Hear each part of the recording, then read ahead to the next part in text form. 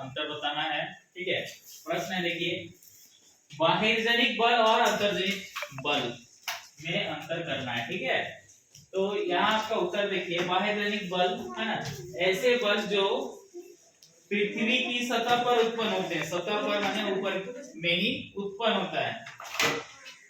इसमें अपर्दन एवं निक्षेपण, ठीक है, मृदा अपरदन जैसे मिट्टी का कटाव होता है ना, पानी के द्वारा, निक्षेपण एवं निक्षेपण का कार्य नदी, देखो, पवन, किन्नर और समुद्री तरंग करते हैं। ये सब ऊपर में दिखता है ना, नदी हो गया, पवन मतलब हवा, हिमनद बर्फ का नदी, समुद्री तरंग, ये सब क्या है, असफल में ही है ना, यानी कि ये बाह्यजनिक बल के रूप में काम करते हैं। ठीक है, अगला है इसमें अंतर्जनिक बल। ठीक है, यह बल पृथ्वी के आंतरिक भाग में उत्पन्न होते हैं, आंतरिक मतलब अंदर में उत्पन्न होता है, जन्म लेता है।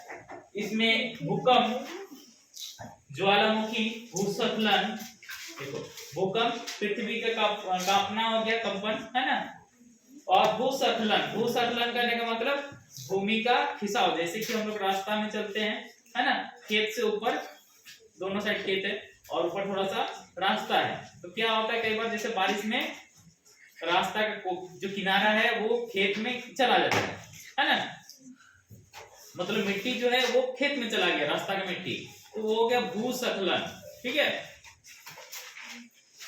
या मान लो खेत जो ऊपर खेत है उसका आड़ जो है नीचे, ढा के नीचे वाला खेत में चला गया मिट्टी, तो उसको भी भूस्खलन बोल सकते हैं। ठीक है, तो यही हो गया भूस्खलन। और पर्वत निर्माणकारी बल कार्य करते हैं, देखो, अंतर्जनित बल में ये जो प्लेट टकराता है तो भूकंप आता है। ठीक है, भूकंप आता है, और ज्वालामुखी, ये जो मैग्मा है, ठीक है,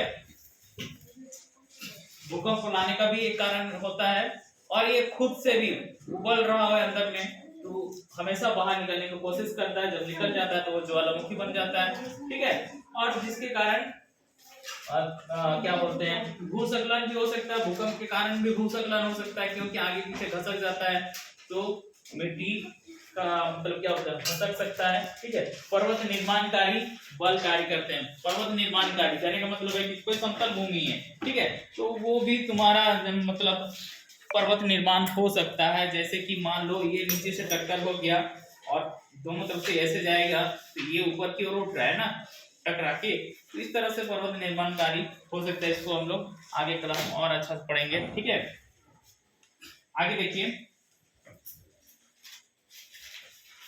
कारण बताएं। ठीक है, क्या कारण है, पहला प्रश्न है, डेल्टा मुख्यतः नदी के मुहाने के पास होता है। ठीक है, डेल्टा मुख्यतः नदी के मुहाने के पास होता है। डेल्टा क्या चीज है, एक जमीन ही है, ठीक है, जो नदी बनाती है,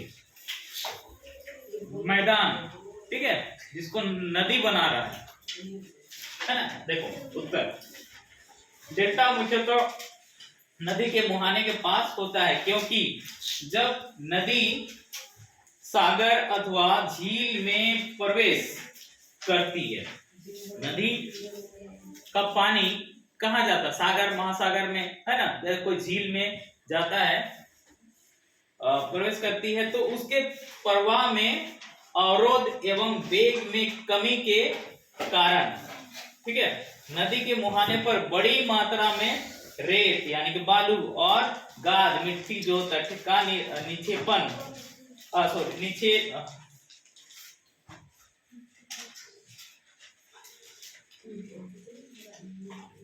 निक्षेप या जमाव होने लगता है। इस प्रकार से निर्मित अस्थल रूप डेल्टा कहलाता है।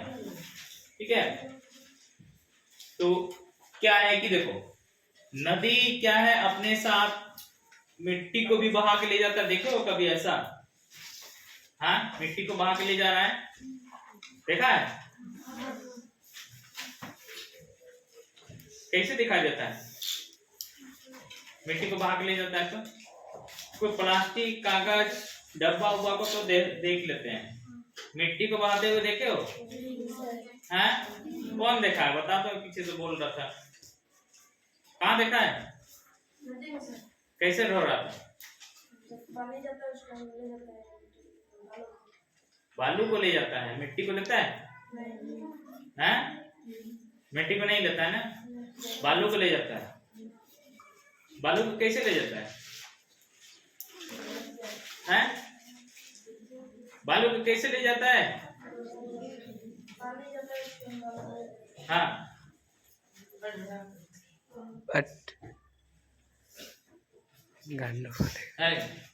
बोका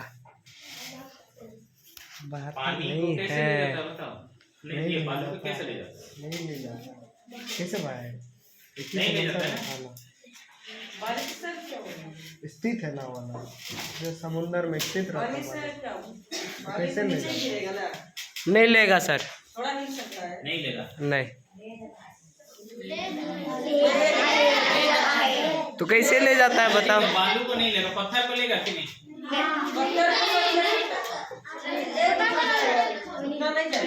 हैं?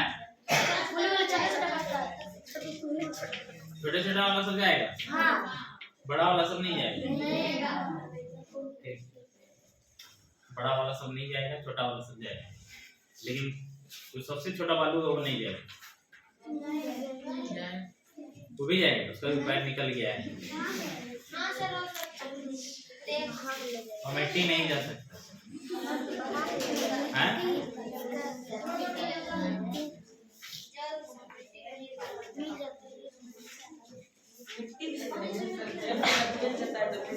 बोलिए बोलिए। ठीक है, चलो देखो, मिट्टी में सॉरी पानी में मिट्टी घुल जाता है। ठीक है, तुम लोग देखा होगा बारिश के टाइम में नदी का पानी लाल हो जाता है, मिट्टी का जो रंग रहता है ना उसी रंग का पानी हो जाता है। यानी कि लाल हम लोग का मिट्टी यहाँ पर है तो लाल हो जाता है ना, काला मिट्टी जाएगा तो काला भी हो जाएगा, लेकिन हम लोग यहाँ पे लाल मिट्टी है तो नदी का पानी भी हम लोग को लाल ही ज्यादातर नजर आता है, यानी कि वो मिट्टी है।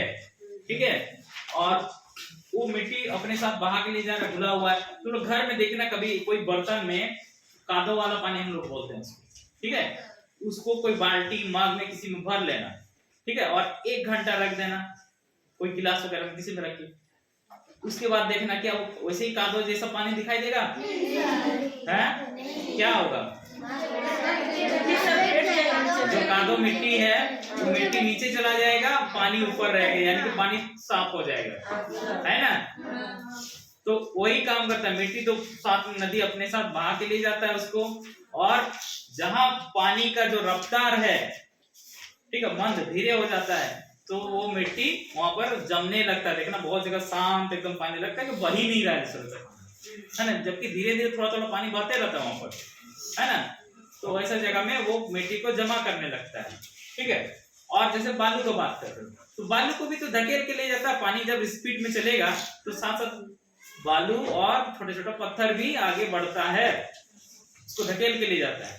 ठीक है, और उसके साथ कचरा वगैरह जो ऊपर में तैर रहा है वो तो जाता ही है।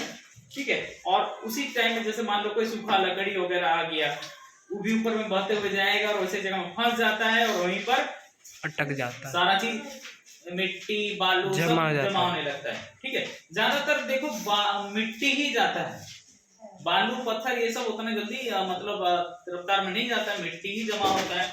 और ये जो मिट्टी है तुम्हारा जलोढ़ मृदा सबसे उपजाऊ भी होता है। ठीक है, और इससे मैदान का निर्माण होता है, मतलब मिट्टी जमा हो जाता है तो वहां पे मैदान बन जाता है जो कि बहुत उपजाऊ भी होता है। ठीक है, और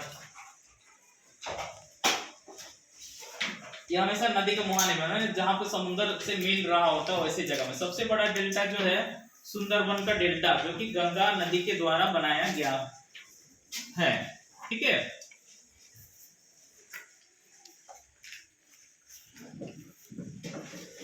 समझ में आ गया डेल्टा क्या चीज है?